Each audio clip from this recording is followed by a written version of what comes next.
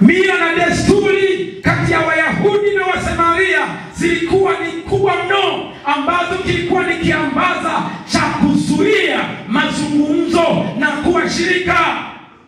Ilitakiwa kwamba Msamaria akutane na Msamaria mwenzake, Myahudi akutane na Myahudi mwenzake. Ajenda kubwa ya mgogoro ilikuwa ni hekalu.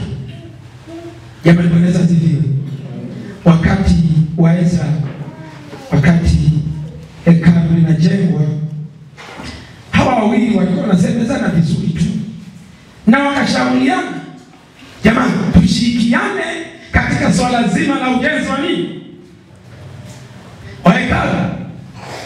Na katika kushauriana wakashindwa kuelewana. Wanaposhindwa kuelewana, Wayahudi wanajenga hekalu lao na Wasamaria wanajenga hekalu lao katika mlima wa Gerizim. Na wanapojenga hekalu lao kwa lengo tu la kuabudu, na wale wanajenga kwa lengo la kuabudu, kwa hiyo tofauti zinaanza katika ibada kwa fakti ya jengo. Tunaweza tukawa wamoja, lakini si shirika katika mambo ya ibada.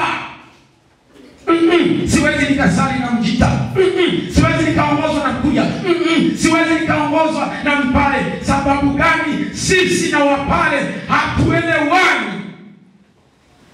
Yesu anayejua kusoma mioyo alitaka kuvunja zile tabaka na mila na desturi katika swala